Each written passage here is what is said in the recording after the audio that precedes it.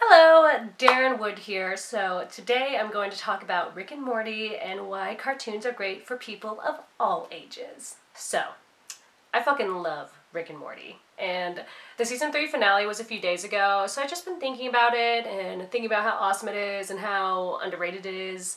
And how a lot of cartoons are underrated simply because they are cartoons. And still to this day, people have a hard time taking cartoons seriously, and I just don't get it. Rick and Morty is a goddamn fucking masterpiece. Like, what more do you want from this media? Like, what about The Simpsons and South Park and Daria? Like, the list goes on and on. And despite all these intelligent, creative, challenging series, it's like there's still a lower class of appreciation for cartoon comedies, and it's just unfair. A cartoon comedy should not be regarded any less just because it's a cartoon. It has just as much right as any other medium to be captivating and entertaining and smart. Television comedies are supposed to reflect the world around us. But despite the context, like real life, sci-fi, period piece, whatever, it's the human elements that really connect us to the characters and the story, and cartoons are just as capable as doing that as any other medium. Yes, they are silly and outrageous, but they can still contain incredibly well-written, moving elements within them. And for me, personally, packaging these emotional moments within this crazy farce makes them even more surprising and impressive. Take, for instance, the Pickle Brick episode. Like, that shit is an artistic achievement, man. The fucking writing, directing, production, animation, everything is spectacular. And I was actually trying to explain the episode to a friend of mine, and as I was saying it out loud, I realized how ridiculous it sounds, but despite all the chaos, it is such a beautiful episode about toxic family dynamics and how difficult it is to identify and confront issues that are right in front of you. Like, yes, the episode is about Rick turning himself into a pickle and then getting lost in the sewer, and then using rat entrails to construct functioning appendages, and then fighting a pack of rabid rats, and then murdering an Eastern European organization. It's crazy, but there's more to it than that. The concurrent story is that Summer and Morty's school orders the whole family to do a mandatory therapy session because Summer's huffing enamel and Morty's wetting himself in class, and Rick turns himself into a pickle to avoid going to therapy, and everybody knows it, but Beth won't admit it. So Summer, Morty, and Beth go to therapy, and the therapist character is awesome, by the way. Like, she just hones right in and hits it on the nose. Like, they did such a good job of creating that typical therapist, you know, that annoying, calm, persistent prick that just points out everything that is wrong with you and you kind of want to punch him in the face. But they need her help, and a lot of people need outside help. Like, you see a lot of individual therapy and couples therapy on TV, but you don't see a lot of family therapy, and families need help too. It's so much easier to ignore your problems than to take the time to really address them and accept your own faults and try to find a way to make it better. And it's even more difficult when there are other people involved, especially if it's a family, because everyone's connected all the time, even when they don't want to be. And when you're around people all the time, it's really easy to fall into toxic habits. And those toxic habits can be really destructive if you don't deal with them. Like, Beth and Rick see each other all day, every day. So it's easier for them to just accept the situation they're in than to make it feel even worse by stirring up confrontation, you know? And this episode does a fantastic job of showing that process, because therapy is really uncomfortable and it's really off-putting. Like, it makes you want to constantly explain yourself and defend yourself, like, oh, no, you don't understand, or it's not like that, I only blah, blah, blah, because blah, blah, blah. Like, how Beth is always making excuses for Rick's behavior and their dysfunctional relationship.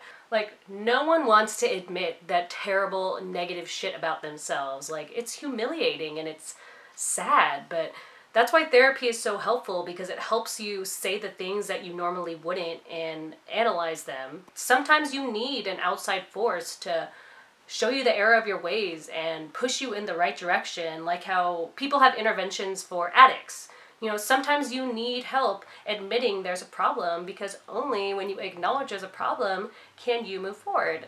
And I really liked actually that the therapist points out that therapy is like maintenance. It's mundane and nobody wants to do it because, you know, it's work and it's boring, but you have to do it. One of the other things I also liked about the episode is that Beth is mean and resistant up until the very end, like trashing the therapist, saying fuck you, but in the end the therapy still affects her.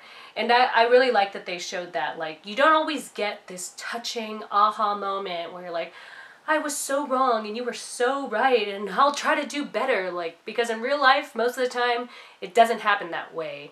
And it's important to acknowledge that our real life resolutions aren't constructed by a team of writers. You know, sometimes a little bit can go a long way. And all that came from a motherfucking cartoon about a guy who turns himself into a pickle.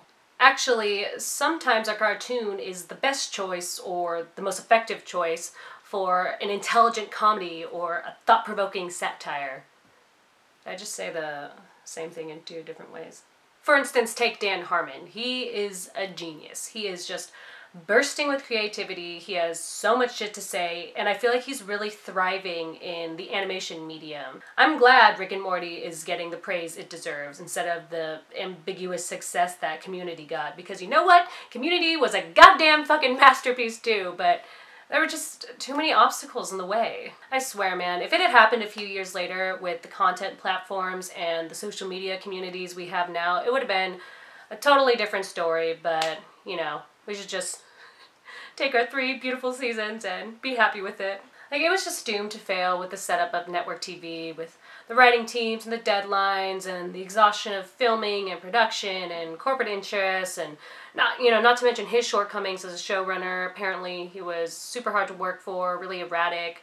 But his ideas and writing are translated a lot better with the freedom of animation. Because in animation there is a freedom for extravagance and fantasy and silliness, because the only limit is the mind. Like, imagine trying to do some of this shit in live action that they do on Rick and Morty. Like, it would never work. First of all, it would be expensive as fuck, but it'd also be a lot slower and really gruesome. Plus, you know how, like, when a movie has too much CGI and it just takes you out of it, like, all the effort they're putting into the CGI is super distracting? It just wouldn't work. Some things are not meant to be live action, and I wish Hollywood would take a fucking hint, because this shit is getting ridiculous. Animation is a medium that allows for a greater expression of strange ideas, and because of that, the comedies are all the more inventive and unique. And it's also easier for the audience to digest them because the animation allows for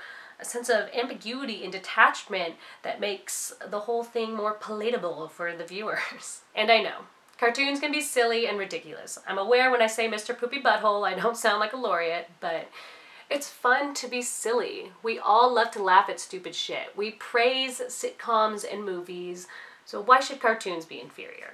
Anyways, what I'm trying to say is, loosen up, watch more cartoons, you could really learn something. Alright, thank you guys for watching. I hope you liked this video, and if you did, leave a comment, give me a like, give me a subscribe, and definitely check out my other ones.